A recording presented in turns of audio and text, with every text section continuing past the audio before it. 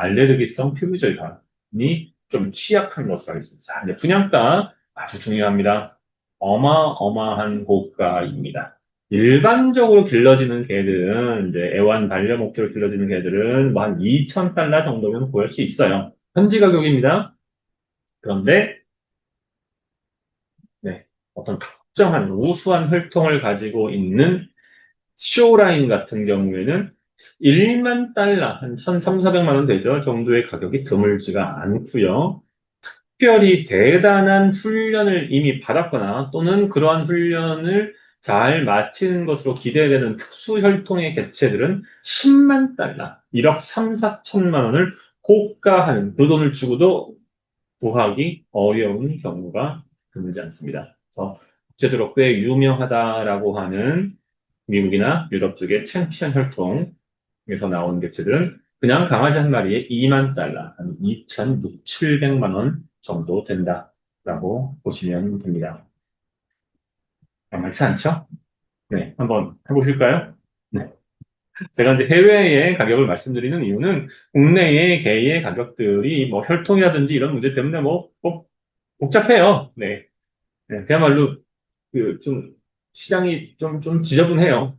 여러분들이 이제 글로벌, 네, 인터내셔널 마켓으로 들어가야 되고 국제적으로 어떤 그 저명한 브리더의 레벨로 올라가신다라고 저는 그런 걸 목표로 좀 이런 노력을 하고 있는 거고요. 그런다라고 하면 여러분들 같은 경우에 네, 국내 시장이 아니라 해외에서 직접 혈통을 가지고 오고 그 혈통을 기반으로 해외로 다시 보내는 그런 일들을 하시는 게 맞겠죠.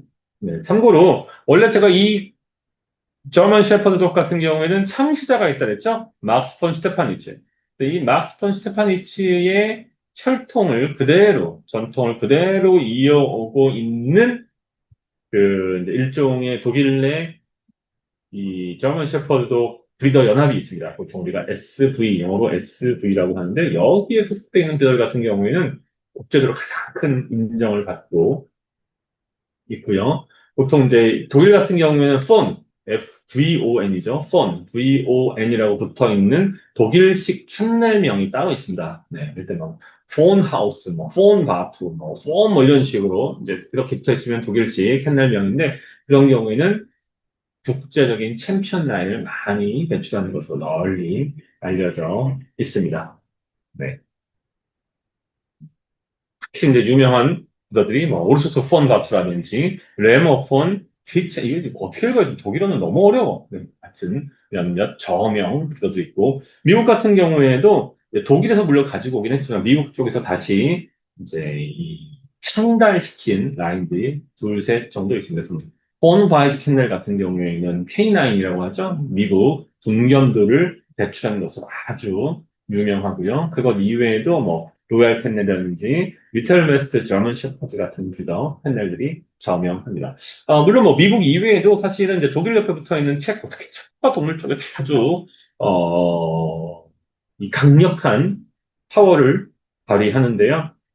체코나 동유럽 쪽에 지포미 캐넬이라든지 알파인 K9, 뭐 폼바나치 K9 같은 경우에 아주 우수한 네, 개체들을 생산하는 것으로 널리 알려져 있고 이들이 만들어낸 개들은 보통 1만 달러에서 2만 달러 정도를 강아지 기준으로 최저 판매가로 보고 있습니다. 아시아 쪽은 어떠냐? 제가 이제 저만 셰퍼드는 조금 길게 말씀을 드리겠습니다. 워낙 드릴 말씀이 많기 때문에 아시아 쪽은 어떠냐라고 하면 이런 라인들을 이제 수입해서 번식하는 브리더들이 있기는 있어요. 그런데 아무래도 아직은 좀 부족하다. 네, 한계가 있다. 여러분들이 그 한계를 뛰어넘으시면 되죠. 네, 저만 셰퍼드도 현대 사회에서 AI나 아니면 로봇으로 대체할 수 없는 탁월한 능력들을 발휘하고 있습니다. 이런 개를 길러내는 브리더들은 국가와 민족을 위해 기여하는 애국자들이죠. 네, 여러분들도 물론 애완견, 반려견과 같은 토이 라인에 집중할 수도 있겠지만 이런 쪽에서 탁월한 성과를 낼 수 있다라고 하면 글쎄요, 여러분들의 이름이 네, 역사에 빛나게 될 겁니다. 생각해보세요. 여러분이 길러낸 개가 이를테면 폭발물을 탐지해서 만 명의 목숨을 살렸다. 이런 상황들이 벌어질 수 있는 거니까요.